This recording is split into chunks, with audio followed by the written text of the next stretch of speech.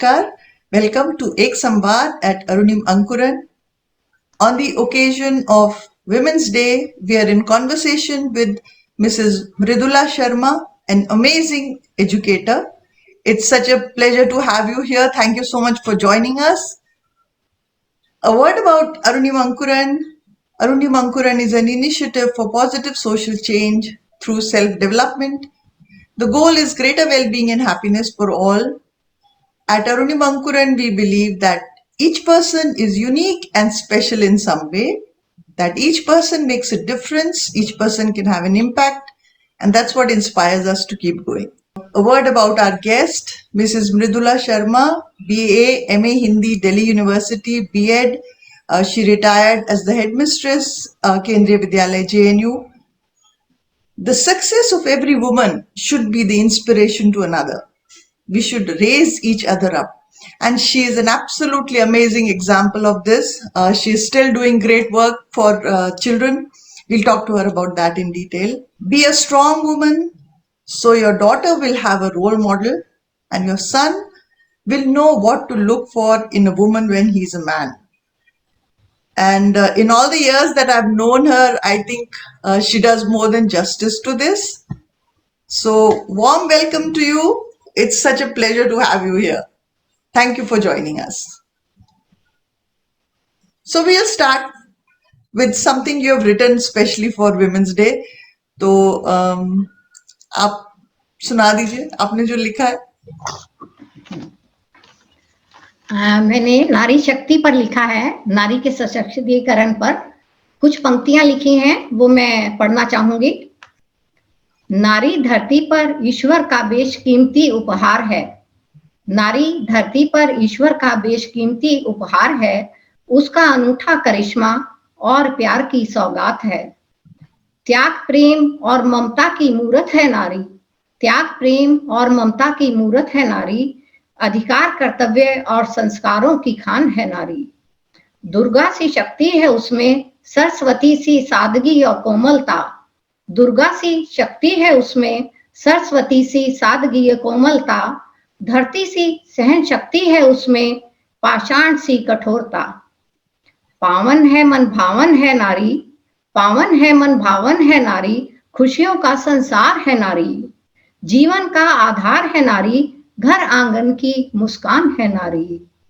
सबला नारी को अबला न समझो लोगों. सबला नारी को अबला न समझो लोगों. अब बदलाव आ गया है, तुम भी बदलो लोगों. वाह, बहुत सुंदर और इतना सब कुछ आपने इतने छोटे से उसमें कह दिया. ब्यूटीफुल, बहुत ही बढ़िया. और हम लोग अब जो सबला नारी हमारे साथ हैं आज, उनके बारे में बात करते हैं. अपने बचपन के बारे में बताइए, क्योंकि हम लोग जो भी कुछ आज हैं वो कहीं ना कहीं बचपन के जो हमारे अनुभव है उनसे निकल के हम निखरते हैं और बनते हैं जो भी. तो अपने बचपन के बारे में. बिल्कुल बिल्कुल. समाज जो है वो हमें आगे बढ़ने की, सबला बनने की ताकत भी देता है. बहुत जब मैं 8 साल की थी तो उस समय हमारी माताजी का देहांत हो गया था. तो बहुत छोटे थे हम, भाई बहन सभी छोटे थे. लेकिन स्कूल जब जाते थे तो हमें जैसे कोई टीचर हो या साथ के बच्चे, मतलब वो ऐसे ही उससे लगते थे जैसे कि वो हम पर तरस खा रहे हैं. तो वो चीज जो थी वो मुझे बिल्कुल पसंद नहीं थी, क्योंकि मैं शुरू से ही अपने को बेचारा समझना नहीं चाहती थी. क्योंकि बेचारा क्योंकि हमारे पिताजी जो थे बहुत स्ट्रांग थे और उन्होंने हमें सब परवरिश दी, हमें अच्छी संस्कार दिए. तो वो शब्द और माँ बाप दोनों का ही प्यार दिया उन्होंने. तो मैं उनको कभी नीचा नहीं दिखाना चाहती थी और इसलिए मैंने मन में ठान रखा था कि हम सब भाई बहन अच्छा पढ़कर और उनका नाम रोशन करेंगे और जो उनके दिए हुए संस्कार हैं उनको आगे ले जाएंगे. ये था. तो जो जैसे आपने स्कूलिंग के बारे में बात की, तो ऐसे स्कूल से आपने कौन से आपके अनुभव थे जिनकी वजह से आपको लगता है कि आपके अंदर इतनी शक्ति आई? नहीं, अनुभव तो ऐसा नहीं था, लेकिन किसी ने एक बेचारा शब्द बोला था जो हमें, बेचारी की मदर नहीं है, ये शब्द जो बोला था वो हमें बिल्कुल पसंद नहीं आया. क्यों पसंद नहीं आया? क्योंकि उस समय हमें माता पिताजी इतना प्यार देते थे कि हमें महसूस ही नहीं हुई मदर की कमी। हाँ। और उम्र भी छोटी थी, शायद उतना एहसास भी नहीं था इस चीज का। तो इस बहुत कम उम्र में ही उन्हें खो दिया था हमने। तो इसलिए जो जैसे जैसे हम आगे बढ़ते गए तो अपने आप ही हमें वो कमी महसूस नहीं हुई। और दूसरा जो हमने हमारी कजन सिस्टर थी एक, किसी कार्यवश मतलब कारणवश वो गांव छोड़कर कुछ अत्याचार के कारण वो शहर आ गई, मतलब भाग कर आई थी अपने बच्चों के साथ वो। तो उनके साथ वो हमारे साथ रही, क्योंकि मौसी जी हमारी बहुत समझदारी, उन्होंने कहा हमें भी सहारे की जरूरत है, उन्हें भी सहारे की जरूरत है।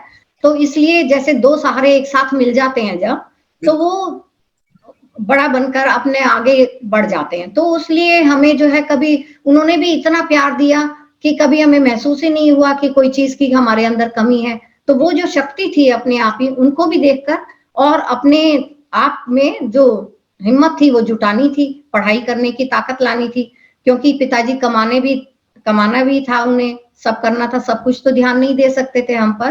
तो हमें अपने उन पे अपने आप को खड़ा करना था। तो वो सब हम दोनों ही बहनों में ये शक्ति आई। और भाई तो हमारे बहुत ही, कहूंगी कि बहुत ही अच्छे नेक दिल इंसान हैं, जो कि अभी तक हम लोगों का उतना ध्यान रखते हैं कि शायद अगर पिताजी भी हमारे आज होते तो वो भी नहीं रख सकते थे। तो इसलिए मैं अपने आप को बहुत ही भाग्यशाली मानती हूँ और अपने आप को सबल बनाने की अंदर अपने आप ही हिम्मत आती है। बिल्कुल। और आपने ये जो एक बात बोली, मुझे लगता है अगर आप चाहें तो हम थोड़ा और डिस्कशन कर सकते हैं इस बारे में हाँ कि बोलो। जो तो ये नारी के अंदर एक कॉन्फिडेंस होता है कि वो हाँ आपने जिनके बारे में बताया, आपकी जो कजन थी, उन्होंने हाँ भी एक हाँ इतना बड़ा कदम उठाया। तो हाँ ये जो शक्ति है, ये हम लोग कैसे सबको कन्वे कर सकते हैं कि आपके अंदर इतना कॉन्फिडेंस होना चाहिए कि अगर आपकी लाइफ में कुछ परिवर्तन लाने की जरूरत है तो आपके अंदर उतनी क्षमता है। हाँ बिल्कुल, ये जो है हर नारी को ये समझना है कि अपनी शक्ति को खुद पहचानना है, क्योंकि वो किसी से भी किसी भी कीमत पे किसी भी तरह से किसी भी फील्ड में कम नहीं है ना। तो इसलिए ये है कि हमें अपने कर्तव्यों का भी ध्यान रखना है, उसके साथ साथ हमें अधिकारों पर भी ध्यान देना है अपने। ये नहीं कि बिल्कुल ही हम कर्तव्य पे ही लगे रहें और अपने अधिकार अपनी इच्छाओं को मारते रहें, वो नहीं होना चाहिए।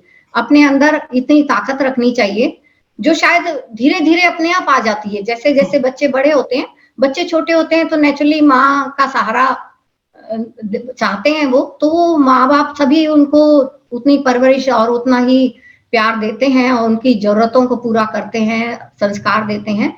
तो लेकिन धीरे धीरे जैसे जैसे हम बड़े होते जाते हैं तो हमारे अंदर अपने आप ही वो शक्ति आ जाती है, क्योंकि बच्चे भी माँ बाप का सहारा होते हैं। सबसे बड़ी चीज है कि बच्चे और माँ बाप का सहारा होते हैं, तो किसी भी तरह से उन्हें कम नहीं देखना चाहते। बिल्कुल, बिल्कुल। तो आपने जैसे एक नारी के बहुत सारे अलग अलग रोल्स निभाए हैं, as a mother, as a teacher, as a daughter in law, तो बहुत सारे अलग अलग, तो इन सब में जो एक सामंजस्य बिठाने की जरूरत पड़ती है, तो वो उसके लिए आपने क्या क्या एक तरह से स्ट्रैटेजीज बोल सकते हैं अगर आप डिस्कस करेंगी तो? एक्चुअली कुछ सोचा नहीं हमने कभी, और जो था वो करते चले गए। जो ड्यूटीज थी हमारी वो हम बिना सोचे समझे करते चले गए। जैसे सुबह उठना है, सास ससुर हैं, बड़े हैं, बुजुर्ग हैं, उनको खाना खिलाना है या उनका लिए जो भी चाय पानी है, जो भी तैयारी करनी है वो सब करके, फिर बच्चों की रिस्पॉन्सिबिलिटी हमारी है, उनकी नहीं है। वो जितना कर दें उनकी बहुत ही मेहरबानी होगी, बहुत ही अच्छा लगता है जितना उन्होंने सपोर्ट करा।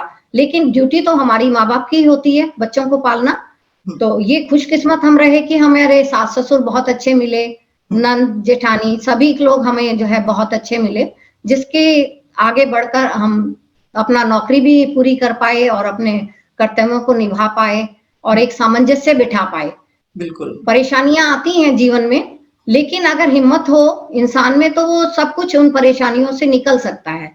हमारे भी जीवन में आई और उनको हमने हिम्मत से ही काम लेकर अपने मन को और सशक्त करके ईश्वर को याद करके वो सब उन सब परेशानियों से हम निकले और अपने आप को एक तरह से मैं खुश हूं कि मैंने अपने आप को साबित करके दिखाया है कम नहीं समझा किसी से। हाँ, तो जैसे आप जब स्कूल में थी, आपने ये हम्म। कब डिसाइड किया कि मैं एक टीचर बनना चाहती हूँ? ये हमने अ, जब हम एक्चुअली स्कूल टीचर नहीं, हम प्रोफेसर बनना चाहते थे।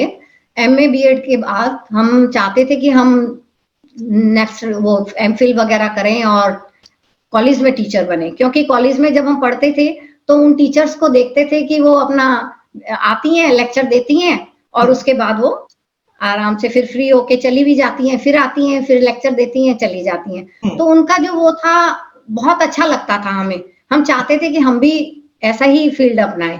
तो वो प्रोफेसर ना बन के हम टीचर बन गए, क्योंकि शायद उस समय हमें तुरंत ही शादी हो गई, तो शादी के बाद हमारे मन में इतने गट्स नहीं थे उस समय कि हम ये कह पाते नहीं हम आगे पढ़ाई करेंगे सास ससुर के सामने। तो वो चीज हम नहीं कह पाए। लेकिन जो हमने किया वो उसमें हम बहुत सेटिस्फाइड रहे। अपनी जॉब हमने कम से कम 38.5 ईयर्स जॉब की। आईआईटी और जेएनयू में ही रहे मैक्सिमम टाइम सारा। 76 में मेरा यहाँ ट्रांसफर हिंडन से हो गया था, शादी के तुरंत बाद ही। और उसके बाद मैं अपना केवी आईआईटी और जेएनयू अपना यहीं पर रही। तो उसमें ये था कि बच्चे जब तक स्कूल से आते थे, 1:30 बजे तक बच्चे आते थे, तो हम लोगों का भी मॉर्निंग टाइम था, तो हम लोग भी साथ साथ ही 1:30-2 बजे के बीच हम लोग भी आ जाते थे। तो वो जो गैप था वो बच्चों का और हमारा जो है ज्यादा नहीं रहा, जिसकी वजह से हम अपनी सारी ड्यूटीज निभा पाए।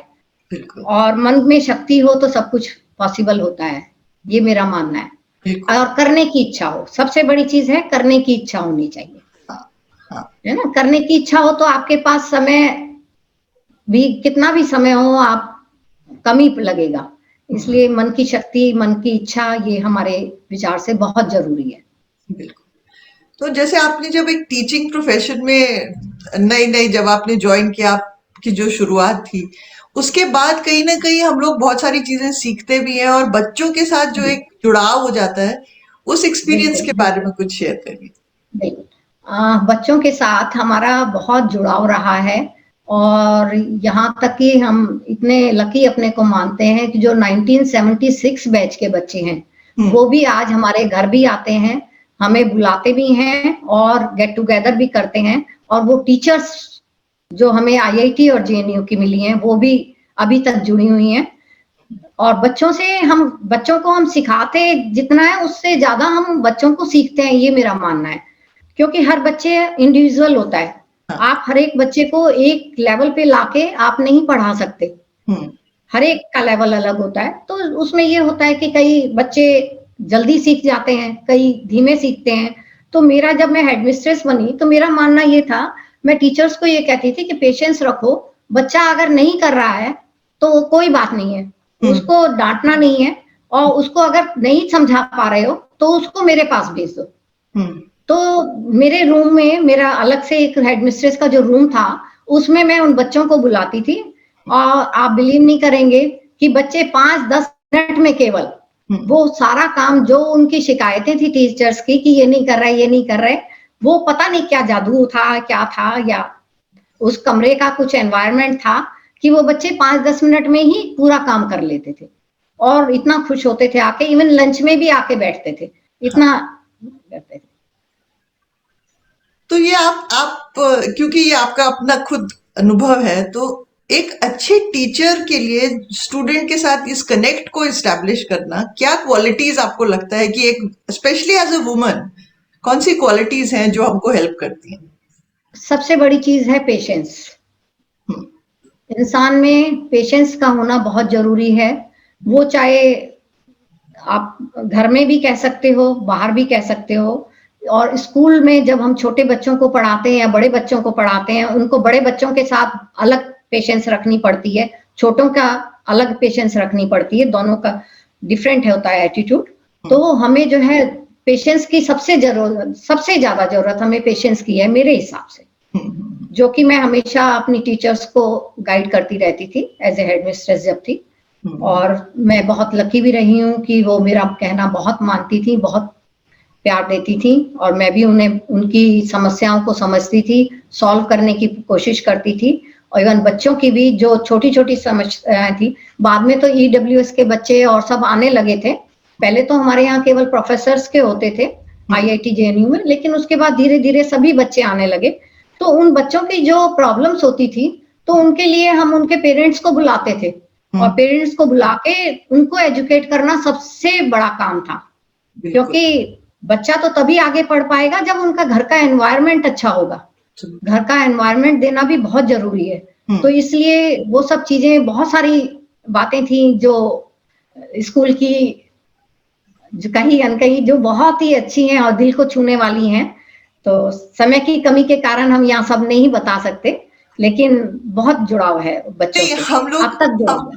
हम लोग इतना समय तो रखेंगे अपने लिए कि आप कुछ बातें तो शेयर करिए उनमें से जो आपको। एक चीज हम बताएं, जब हम एज ए हेडमिस्ट्रेस लगे थे, तो एक लोअर कैटेगरी का बच्चा था। लोअर क्या मतलब, काम तो सभी करते हैं, मतलब धोबी का बच्चा था। वो धोबी का बेटा हमारे यहाँ जब पढ़ने आता था, तो वो एक दिन सडनली, बहुत अच्छा बच्चा था, क्लास 2 में था अभी वो, और एक दिन देखा वो रो रो के बुरा हाल, और अपना बैग उठाता और गेट से बाहर भागने की कोशिश करता।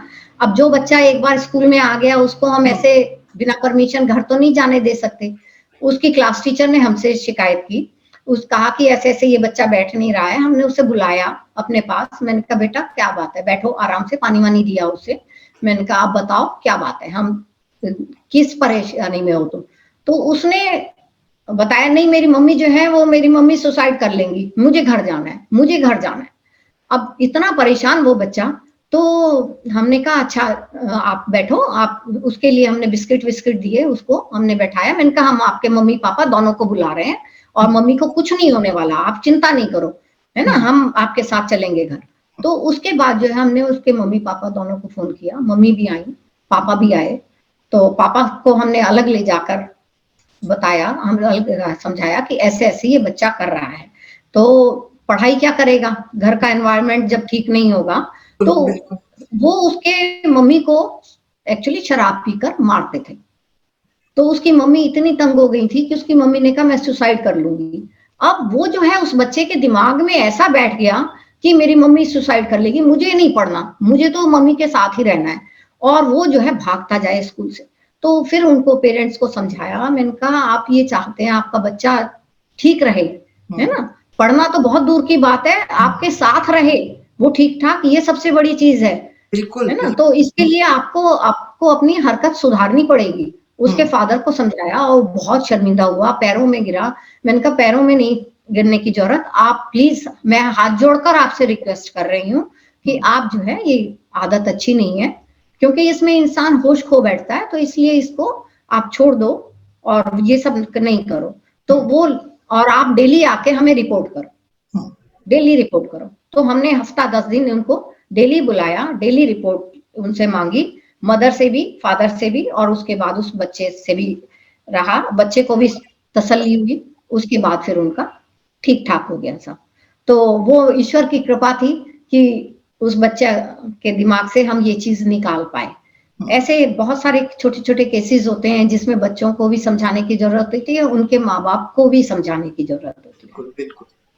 अगर आपको एक दो केसेस और याद आ रहे हो तो प्लीज डिस्कस करिए, क्योंकि जो भी सुन रहे हैं, अगर हो सकता है उसमें से कुछ टीचर्स हैं जो आपके अनुभव से उनको फायदा हो सकता है। हाँ, एक चीज, एक और बच्चा था हमारे केंद्रीय विद्यालय जेएनयू में था, जो क्लास 3rd में पढ़ता था, और 10 बजते थे और 10 बजे उसके पेट में दर्द शुरू हो जाता था।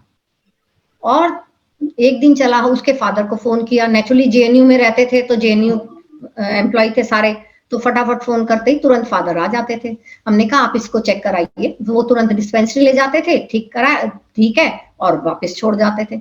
ऐसे हफ्ता 10 दिन ऐसे ही सिलसिला, मतलब कई बार ऐसा हुआ जब 10 बजते थे और वो शुरू हो जाता था लड़का रोना, वो जोर जोर से रोना, जैसे पेट में जैसे सच में दर्द हो रहा है, मतलब ऐसे कि आप ये सोच ही नहीं, इमेजिन ही नहीं कर सकते कि ये बच्चा एक्टिंग कर रहा है। वो पेट में दर्द इतना जबरदस्त दिखाता था।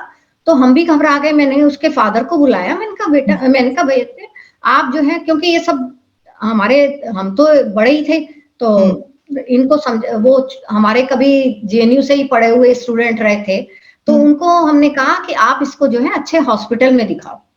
तो वो उसको रॉकलैंड वगैरह में ले गए, वहां दिखाया, वहां सारा चेकअप कराया, ब्लड टेस्ट कराया, सब हो गया, A to Z सब कुछ ठीक।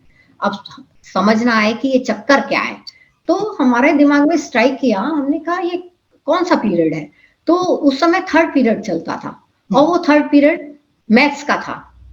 मैथ्स में उस बच्चे की शायद रुचि नहीं थी, और उसकी वजह और भी हो सकता है, टीचर का पढ़ाने का तरीका। हालांकि हर टीचर जो है अपना बेस्ट देना चाहती है, लेकिन जैसे हमने कहा ना, पेशेंस की जरूरत होती है, हर बच्चा इंडिविजुअल होता है, तो जरूरी नहीं कि हर बच्चा उसी लेवल पे समझ जाए जो आप समझा रहे हैं। तो उसको वो चीज समझ नहीं आती थी और वो घबराता था और होमवर्क नहीं करके लाता था या क्लास वर्क भी नहीं करता था। तो नेचुरली टीचर कितनी बार उसे एग्जेम्प्ट करेगी, तो वो भी उसको नाराज हो जाती थी। तो फिर हमें समझ आई कि ये चक्कर क्या है, कि इस वजह से ये बच्चा जो है उसे वो कर रहा है, अवॉइड करना चाहता है और कुछ नहीं है। तो फिर उसको बुलाया, समझाया, उस टीचर को भी बुलाया, टीचर को भी समझाया। हमने कहा कोई बात नहीं है, नहीं जितना आता है उसे अलग से, हमारे यहाँ वैसे भी एक्स्ट्रा क्लासेस होती थी, तो उसमें बच्चों को बैठा दिया जाता था, तो उसमें पढ़ा देते थे।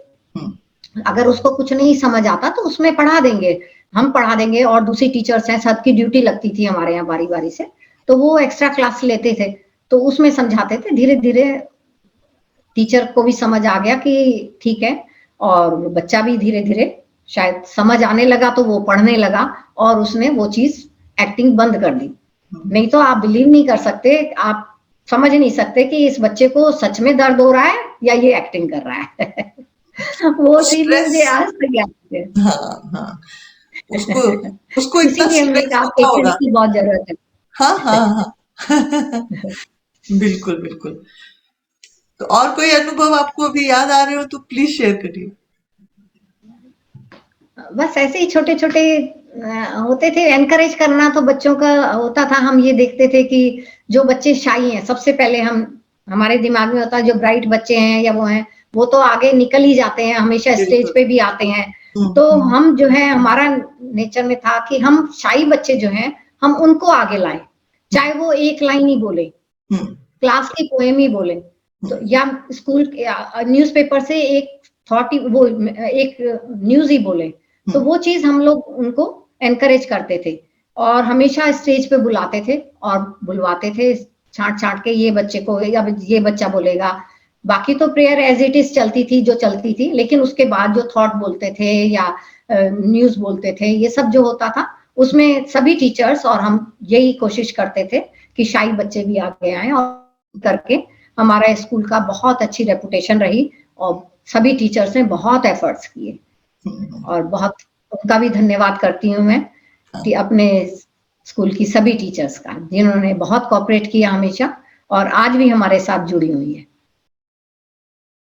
आपका जो एक घरेलू जो रोल है और एक स्कूल में जो रोल है, इन दोनों रोल्स को आपने कैसे बैलेंस किया, जिसको कि हम लोग आजकल वर्क लाइफ बैलेंस की तरह डिस्कस करते हैं? हाँ, इसका मैं जब यहाँ से निकलती थी स्कूल के लिए, एक तो हमेशा समय का ध्यान रहता था कि हमें स्कूल समय पर पहुंचना है, कभी हमें जो है लेट नहीं पहुंचना, ये एक सबसे बड़ी चीज थी, क्योंकि अगर हम लेट पहुंचेंगे तो बच्चे को हम कह नहीं सकते बेटा आप क्यों लेट आए हो, तो इसलिए हम हमेशा समय पे पहुंचते थे और बच्चों के साथ उसी तरह वो जाते थे और उसी तरह ही एंटर करते थे। तो जो हमारे स्कूल का रोल था, घर में एक सीधी सादी सिमटी जो अपने कर्तव्यों का पालन करती थी और अपने आराम से बच्चों को पालती है, अपने सुकून से बैठती थी। एक जब हम घर से निकलते थे तो हमें स्कूल याद आना शुरू हो जाता था, और स्कूल में जाके हम जो ड्यूटीज थी, कम से कम 25-30 साल हम IIT में कोऑर्डिनेटर के रूप में भी हमने काम किया, और जो इतने भी फंक्शंस होते थे उनको संभालते थे। हमारे डिफरेंट स्कूल से भी लोग आते थे, तो उनका सारा बनाना, वो सब करना काफी मतलब वो होता था। तो पढ़ाई के साथ साथ वो सभी को करिकुलर एक्टिविटीज जो होती थी वो सब भी कराती थी। लेकिन ये सब करने के बाद भी जब हम स्कूल से निकलते थे तो उसके बाद हमें घर याद आता था, और फिर हम घर की ड्यूटीज निभाते थे। घर से निकल के हमें स्कूल याद आता था, गेट से निकल के। उन दोनों के बीच में हम, घर और स्कूल के बीच में हमेशा सामंजस्य रहता था। यहाँ घर का काम स्कूल में नहीं, स्कूल का काम घर में नहीं। तो इसलिए हम अपनी जो घर के काम थे घर में ही समेट कर रखते थे। स्कूल में कभी जाकर इस घर का काम नहीं किया। तो इसलिए ये सामंजस्य तो रखना ही चाहिए। अपनी सिंसियरिटी इतनी तो होनी ही चाहिए कि हम अपने जॉब को जो है ठीक ठाक अपना रख सकें और अपना उसके साथ जस्टिस कर सकें। तो वो जस्टिस मैंने किया स्कूल और घर के बीच में, तो वो मुझे खुशी है कि मैं कर पाई ये सब। तो ईश्वरी कृपा ही कहूंगी, और सबका साथ। जैसे सबका साथ सबका विकास, ऐसे ही हमारा भी विकास होता चला गया। बिल्कुल बिल्कुल। और जब एक महिला के विकास में एक पूरे परिवार का और समाज का विकास जुड़ जाता है, बिल्कुल बिल्कुल बिल्कुल, तो ये बहुत बड़ी बात है। तो आपकी एक प्रोफेशनल जर्नी का हम लोग ने डिस्कशन किया। आपके और भी बहुत सारे रोल्स हैं, जैसे as a mother, and now you are a mother in law and a grandmother. तो इन सब एक्सपीरियंसेस में से आपको क्या लगता है कि आपकी क्या एक एवोल्यूशन, आपकी भी ग्रोथ हुई होगी कि क्या क्या चीजें आपकी जो लाइफ की जर्नी है उसके बारे में थोड़ा सा शेयर करिए। बच्चों, कभी ऐसा होता है कि इंसान जो है जिंदगी में कुछ रह जाता है। जरूरी नहीं कि हम जो चाहते हैं सब कुछ अचीव कर पाए, है ना। तो वो हमें जो है शुरू से डांस का और गाने का बहुत शौक था बचपन में, मतलब चाहते थे सीखना, लेकिन शायद मदर नहीं थी, इस वजह से फादर जो है बाहर ओवर प्रोटेक्टेड रहते थे। वो चाहते थे कि उस समय जमाना भी नहीं था ऐसा, ऐसा सोच नहीं थी कि लड़की को बाहर भेजें बहुत। तो वो हम, इच्छा थी हमारी कि हम सीखें, तो फादर ने घर में ही हारमोनियम सिखाने वाला वो सब बुला दिया था। तो थोड़ा समय हमने सीखा, उसके बाद फिर हम, उसके बाद वो चले गए, गांव चले गए, उसके बाद गांव से आए नहीं, उसके बाद बात आई गई हो गई, तो हम वो चीज नहीं सीख पाए, डांस गाना नहीं सीख पाए। तो हमारे दिमाग में हमेशा रहता था कि हम अपनी, मेरी बेटी होगी तो मैं उसे जरूर सिखाऊंगी। तो वो चीज जैसे हुई, तो वो लकीली कि हमने अपनी बिटिया को वो चीज सिखाई और वो खुश हुई उसमें। हालांकि वो स्पोर्ट्स में भी बहुत अच्छी रही और इन सब चीजों में भी रही। तो जो चीज कभी कभी ऐसा होता है हम नहीं कर पाते, हम चाहते हैं कि हमारे बच्चे कर लें, तो वो अच्छा होता है। और बच्चे, बेटे तो दोनों ही बहुत बढ़िया निकले, बिटिया बहुत अच्छी निकली, और ईश्वर की कृपा रही, हमारे सास ससुर की आशीर्वाद रहा है सबसे बड़ी चीज। उनका कॉपरेशन ही हमें आगे बढ़ाने की हिम्मत देता रहा। और हम सबसे बड़ी से, हमने टीजीटी पीजीटी जितने भी प्रमोशंस आते थे, हमने अपने ड्यूटीज की वजह से, घर की ड्यूटीज की वजह से हमने छोड़ दिए। हमने कहा नहीं, प्रोफेशन को उतना ही अहमियत देनी है जितना जरूरी हो, उसमें घर नेग्लेक्ट नहीं होना चाहिए।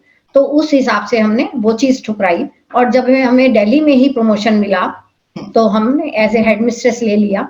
अदरवाइज हो सकता था अगर हम बहुत पहले पीजीटी बन जाते तो शायद एज ए प्रिंसिपल रिटायर होते, लेकिन जो हेडमिस्ट्रेस बनकर भी हमें जो प्रिंसिपल वाली ही फीलिंग थी हमारी, तो इसलिए हमें अपनी उस फील्ड से कोई शिकायत नहीं, घर से कोई शिकायत नहीं किसी भी तरह की। डॉटर इन लॉ जब आप हमारी आई, बच्चे बड़े हो गए, सबकी शादियां की, तो उसके बाद हमने नेचुरली, जब बहू हम आती है तो वो बहुत सारी अपने घर को छोड़ के आती है, तो इससे बड़ा सेक्रीफाइस उसके लिए कोई हो नहीं सकता जीवन में। हम भी किसी की बेटी थे, हम भी आए थे, है ना। तो इसीलिए हमें हमेशा यही लगता था कि हम इनको जितनी सहूलियतें हो सके दें, जो ये खाना चाहती हैं वो खाएं, जब उठना चाहती हैं वो उठें, जहां घूमना चाहती हैं वो घूमें। और इसका आप किसी भी तरह से इंक्वायरी भी कर सकते हैं, पूछ भी सकते हैं उनसे, है ना। तो वो चीज हम ये कहते थे कि अगर देखो, सर्वगुण संपन्न कोई नहीं होता, हम में भी हजार बुराइयां होंगी। तो इसलिए अगर कभी तुम्हें ये लगे कि हमारी ये बात तुम्हें अच्छी नहीं लग रही है, तो आप हमें फ्रीली बता सकती हो, और हमें अगर तुम्हारी कोई बात नहीं अच्छी लगेगी तो वो हम तुम्हें बताएंगे कि बेटा ये चीज हमें अच्छी नहीं लगी। तो ये हमने उनने स्टार्टिंग से कहा था। तो अब ईश्वर की कृपा ही रही कि जो भी है सब अच्छा ही चल रहा है और आगे भी अच्छा ही चलेगा, ऐसा मेरा मानना है। और आगे तो ईश्वर ही जानता है जो है। इतनी अपनी सारी। तरफ से अच्छे कर्म करो हाँ तो बिल्कुल। फल भी अच्छा ही मिलेगा। हाँ, इतनी सब पॉजिटिव चीजें जो आप करती रहती हैं, उसमें से अभी एक ये है कि आप रिटायर हो गई हैं, फिर भी आप एक सोसाइटी के लिए कंट्रीब्यूशन कर रही हैं, उसके बारे में थोड़ा हाँ, बताइए। हाँ, एक्चुअली कुछ समय क्योंकि हस्बैंड हमारे साथ-साथ ही रिटायर हुए थे, हमें उस समय एनजीओ वगैरह से काफ़ी ऑफ़र आ रहे थे स्कूल में ही जेएनयू में, हुँ, लेकिन हमें था कि नहीं, अब हस्बैंड भी साथ रिटायर हो रहे हैं और हम फिर स्कूल चले जाएँ, ड्यूटी पे चले जाएँ, तो हुँ, वो एक अच्छी चीज़ नहीं है, हमें उनका साथ देना है। तो हमने वो चीज़ नहीं अपनाई और हमने उनका साथ दिया, घर रहे। उसके बाद धीरे-धीरे, धीरे-धीरे कुछ सालों बाद फिर हमें लगा कि नहीं, थोड़ा-सा हमें अपने लिए भी समय, जो हमारी इच्छा है, हुँ, हम चाहते हैं कि हमें बच्चों को पढ़ाने की मेरी शुरू से ही इच्छा रही है हुँ, और अपने बच्चों को भी, चाहे वो रात के 12 बजे तक जागें, 2 बजे तक जागें, तब भी हम जगते थे। सुबह 4 बजे उठते हैं तो तब भी उठते उठते थे। हुँ, ऐसे ही हमारे ग्रैंड चिल्ड्रन हैं, हुँ, अगर वो रात को देर तक जागते हैं, अब भी हम उनके साथ जागते हैं और हुँ, सुबह जल्दी उठते हैं वो, तो हम उनके साथ ही उठते हैं और वो चाहते हैं कि अम्मा उठे हमारे साथ, सबसे बड़ी चीज़ ये है, तो हम अ, उनका पूरा साथ देते हैं। तो इस जब फिर हमें लगा कि नहीं, कोई बात नहीं है, यहाँ सामने ही मकान में एक सर्वेंट के बच्चे हैं हमारे, उस और सामने मकान में मेड आती हैं, उसके 3 बच्चे थे। हुँ, तो ऐसे ही जाती थी तो कहने लगी कि मैडम आप हमें, सब जानती तो थी कि हम पढ़ाते हैं, कि कहने लगी मैडम आप हमें बच्चों को पढ़ा दोगे? हमने कहा हाँ, पढ़ा देंगे। तो हम यहीं घर पे उनको पढ़ाना शुरू किया। तो धीरे-धीरे कुछ घर पे पढ़ाते रहे, उसके बाद सडन हमें हमारी एक्स प्रिंसिपल हुँ, जेएनयू की, वो सडनली मिली। उन्होंने कहा कि मृदुला आप क्या करते हो? मैंने कहा ऐसे-ऐसे कर रहे हैं। तो उन्होंने कहा तुम हमारे साथ जुड़ो। हुँ, हमारा ग्रीन पार्क में ही हुँ, एक ज्ञानदीप स्कूल है हुँ, और हुँ, वो केवल बच्चों को फ्री एजुकेशन ही देता है। सब अपना-अपना 1-1 2-2 घंटा कंट्रीब्यूट करते हैं। वीक में 3 दिन करना है 3 दिन करो, 2 दिन करना है 2 दिन करो, जैसे मतलब हो। और अगर कभी कोई काम आ गया हुँ, तो आप नहीं आना पा रहे हो तो आप मैसेज डाल दो। तो हमने कहा ठीक है, तो हम तब से हमने फिर कुछ सालों से हमने ये सब करीब 7-8 साल से हमने ये शुरू किया कि हम जाके उन बच्चों को पढ़ाते हैं और ज़्यादातर स्कूल में भी हमारा जो था वो सीनियर बच्चों को ही पढ़ाना रहा, चाहे प्राइमरी टीचर रहे, तो भी हमारा 8th 9th 11th ये सब बच्चों को पढ़ाने का काम रहा। और तो हम चाहते हैं कि जितना भला हो जाए बच्चों का, जो हम नॉलेज हमारे अंदर है, जो दे पाएँ बिल्कुल। और देश का सबसे बड़ी चीज़ मॉरल वैल्यूज़ दे पाएँ। पढ़ाना तो एक चीज़ है, मेरे दिमाग में हमेशा रहता है बच्चों को अच्छे संस्कार देना, उनको मॉरल वैल्यूज़ देना, वो सबसे बड़ी चीज़ होनी चाहिए, जो कि आगे जाकर देश की रक्षा कर सकें, देश के अच्छे नागरिक बन सकें। ये एक मेरा एम था मेरे मन में, वही मैं चाहती थी बस। इसीलिए मैंने आगे शुरू स्टार्ट किया करना। आपका जो ये सबसे नया वाला रोल है एज़ अ दादी, उसके बारे में कुछ बताइए? दादी का रोल तो बहुत ही सुकून वाला रोल होता है, बहुत ही अलग एक्सपीरियंस। जैसे फर्स्ट टाइम जब माँ बनते हैं वो एक्सपीरियंस होता है, उसकी खुशी जो होती है वो इंसान बयान नहीं कर सकता। ऐसे ही जब दादी बनते हैं, दादा दादी बनते हैं, तो वो ही खुशी सेम रिपीट होती है और वो एक्सपीरियंस को बयान करना, शब्दों में हुँ, बयान करना बहुत मुश्किल है। हुँ, वो अंदर की खुशी है हुँ। जो दिख सकती है लोगों को, लेकिन बयान नहीं की जा सकती, मेरा मानना है। तो ये जो आपने इतने सारे सालों में बहुत सारी चीजों में परिवर्तन भी देखा है, तो पेरेंटिंग, आजकल के जो पेरेंट्स हैं और आपकी जो पेरेंटिंग है, आपके टाइम की जो पेरेंटिंग है, हम्म। इसमें आपको क्या लगता है कि क्या चीज सीखनी चाहिए आजकल के पेरेंट्स को आपकी जनरेशन से? अ, हमें जो सब एक चीज जो लगती है कि जब हम बच्चों को, बच्चे जो हैं आजकल जंक फूड बहुत खाना चाहते हैं, ठीक है ना? लेकिन जो उसमें बुराई कोई नहीं है किसी चीज में, हम्म, एक लिमिट पे हर चीज होनी चाहिए। और दूसरा ये है कि हाँ, पहले हमारे ज़माने में ये था, हम ये सोचते थे कि हम बच्चे को क्या बेस्ट दे सकते हैं। उनको खाने में, टिफ़िन में हम हम्म, क्या, जो उनकी पसंद का हो हम वो रखते हैं, है हम्म, ना? हर एक माँ-बाप रखता है बच्चे को उसकी पसंद का। तो लेकिन आजकल की जनरेशन में हमने जो ये चेंज देखा, जो हमने कहा नहीं कभी, लेकिन हमें ठीक है, सबकी अपनी विचार होते हैं, हमने कहा नहीं कभी भी, लेकिन आज बता रहे हैं कि हम बच्चों को ये क्यों पूछते हैं कि बेटा क्या खाओगे, आपके टिफिन में क्या रखें, है ना, आप क्या खाओगे, आज क्या खाओगे, नाश्ते में क्या लोगे, ये जो चीज है ये हमें ठीक नहीं लगती।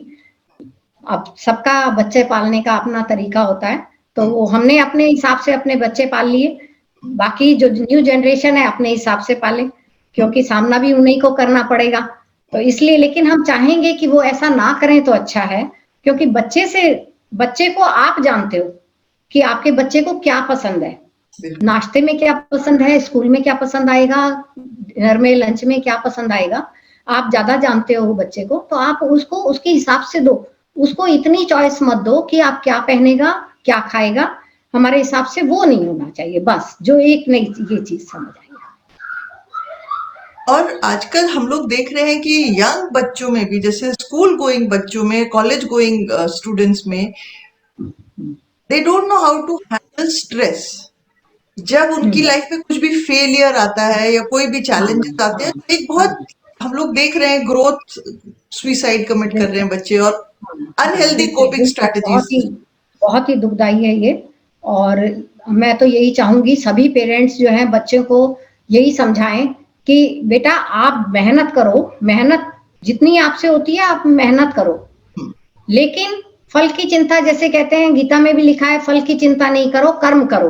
तो आपने अपनी तरफ से कर्म कर दिया, आपने मेहनत कर ली, उसके बाद रिजल्ट क्या आता है उसकी चिंता मत करो, मार्क्स जितने भी आए हम उसका वेलकम करेंगे, है ना। आप अगर नहीं भी पास हो पाते तो भी हम आपको उतना ही प्यार देंगे जितना आप ज्यादा मार्क्स लाने पर लाते।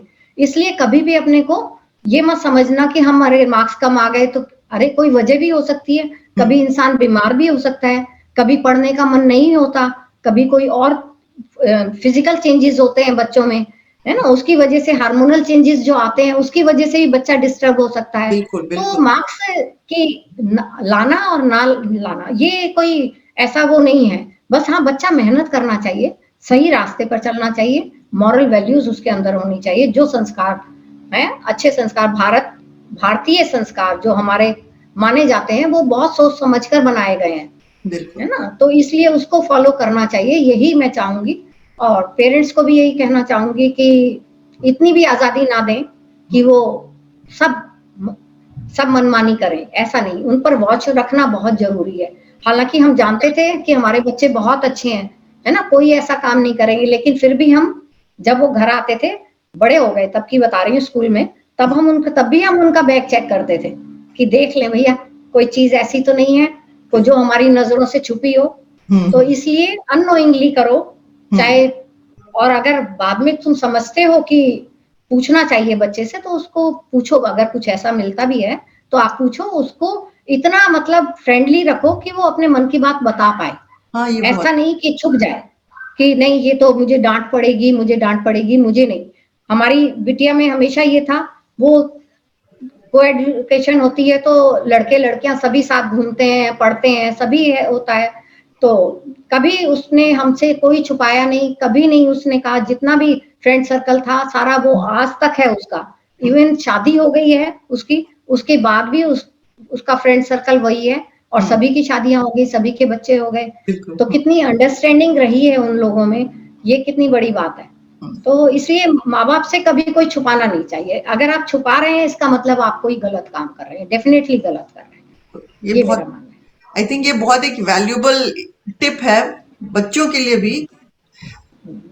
कम्युनिकेशन कभी बंद नहीं होना चाहिए पेरेंट्स के साथ। हाँ, बिल्कुल बिल्कुल। अपने इतने सारे अलग अलग रिश्तों को इतनी खूबसूरती से निभाया है, तो आप क्या कहना चाहेंगी? आजकल जो नए जनरेशन में हम लोग बहुत सारे नए ट्रेंड्स भी देख रहे हैं, जैसे लिव इन रिलेशनशिप्स हैं, बहुत ब्रेकअप ही एक बड़ी कॉमन चीज हो गया है कि भाई वो ब्रेकअप हो गया, तो ये जो एक ट्रेंड नया हमारे देश में भी दिख रहा है, तो आपको क्या लगता है कि रिश्तों को बना के रखने के लिए क्या क्या चीजें इंपॉर्टेंट है? देखो, ये जो परिवर्तन मनुष्य के जीवन की का एक नियम है, संसार का ही नियम है, परिवर्तनशील है, लेकिन परिवर्तन हमेशा अच्छे के लिए होना चाहिए, हमारे हिसाब से खराब के लिए नहीं होना चाहिए। जो परिवर्तन कुछ हो रहा है वो गलत हो रहा है और वो नहीं होना चाहिए, उससे समाज को नुकसान है। तो इसलिए हमेशा हमें ये ध्यान रखना है कि हमारे मूल्य क्या रहे हैं, प्राचीन में नवीन मूल्य दोनों को बैलेंस करके चलना बहुत जरूरी है। हम ये नहीं चाहते कि वो पीछे रहें किसी भी तरह से, फॉरेन कंट्रीज से पीछे रहें, ऐसा नहीं चाहते, लेकिन फिर भी एक बैलेंस होना बहुत जरूरी है जिसमें कि आपको नुकसान ना हो, क्योंकि इंसान बहुत सी चीजें हैं जो आपको स्ट्रेस में ले जाती हैं, तो वो चीज नहीं होनी चाहिए। आपके अंदर इतनी हिम्मत होनी चाहिए कि आप सही गलत का फैसला ले पाए, तब आगे बढ़ पाए। तो इससे पहले कि हम लोग इस कॉन्वर्सेशन को समाप्त करें, आप क्या मूल्य जो हम लोग बोल रहे हैं, अगर आप एक बार एन्यूमरेट कर सकते हैं कि कौन से मूल्यों की बात कर रहे हैं? सबसे पहले तो मैं चाहूंगी कि मनुष्य को, इंसान को हमेशा मानवीय गुण जरूर होना चाहिए। दया, धर्म, प्यार, ये चीज जो है, तभी मनुष्य तो सभी हैं, लेकिन मनुष्य मानव तब बनता है जब उसके अंदर ये नैतिक मूल्यों का समझते हैं, नैतिक मूल्यों का संचार होता है। तो ये दया, धर्म वगैरह होना, और अपने अंदर सबसे बड़ी चीज हिम्मत और हमेशा सत्य का साथ देना। आप सच कितना भी हो, कितना भी कड़वा हो, लेकिन आपको सत्य का हमेशा साथ देना चाहिए। आप झूठ के बदले एक झूठ बोलेंगे छुपाने के लिए, आपको और 10 झूठ बोलते चले जाना पड़ेगा और आप उसी उसमें गड्ढे में फंसते चले जाएंगे डर के मारे।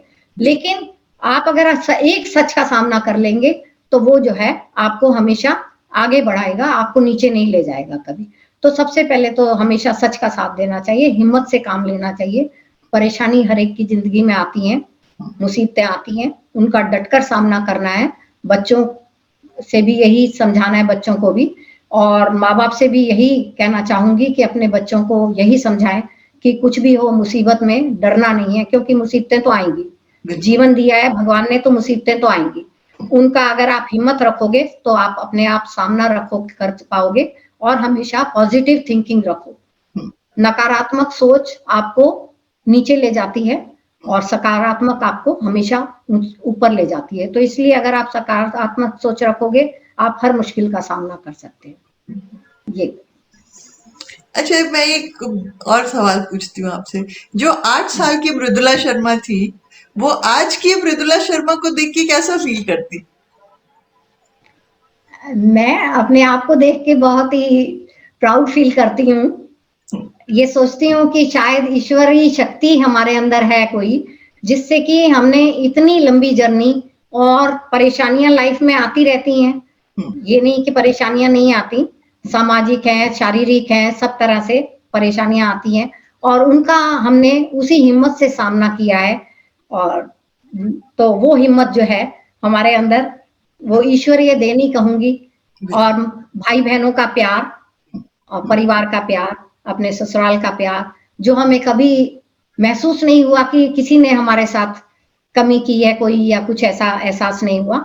और सबसे बड़ी चीज स्कूल में जो फ्रेंड्स का साथ होना बहुत जरूरी है, और उनका जो मॉरल सपोर्ट और वो सब जो रहता है ना, प्यार, तो इंसान अपने आप खुद ब खुद संभल जाता है।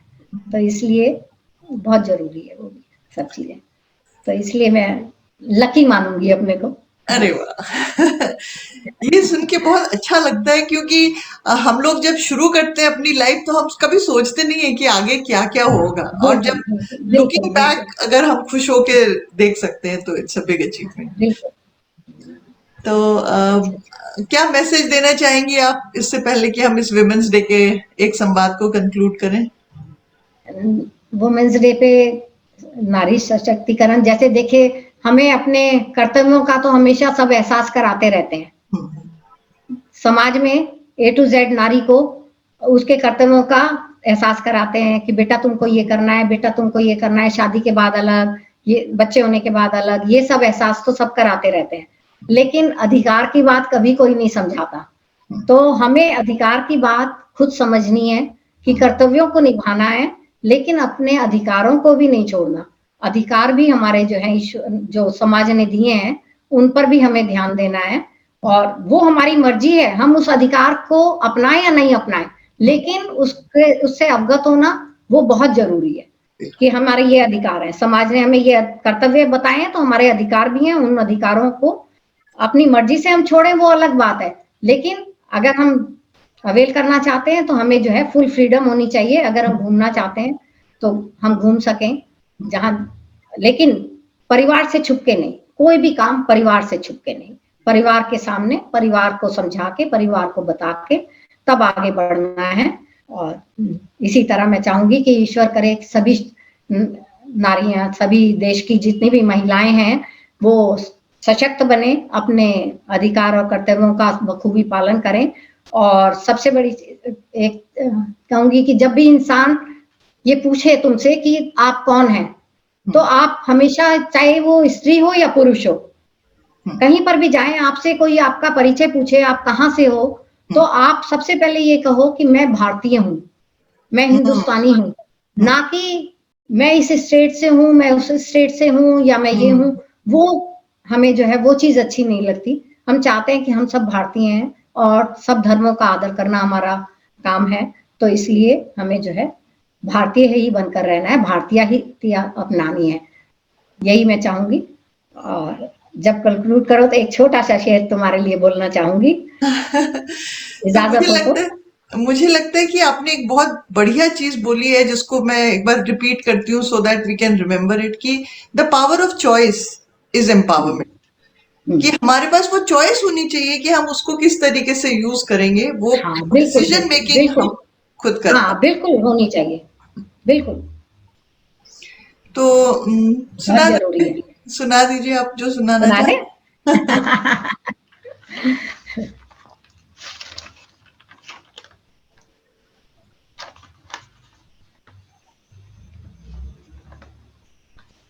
देखो, एक तो हमने लिखा है जो नारी से भी संबंधित है, एक स्पेशल तुम्हारे लिए होगा, पहला सभी नारियों के लिए।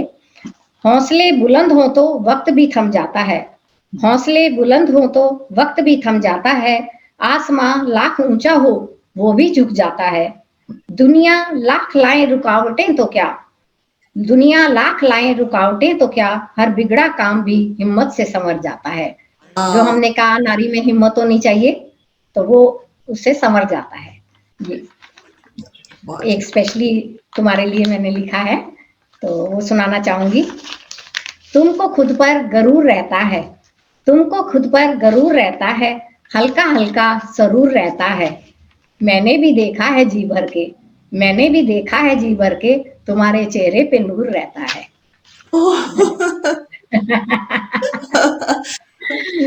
थैंक यू सो मच मामी।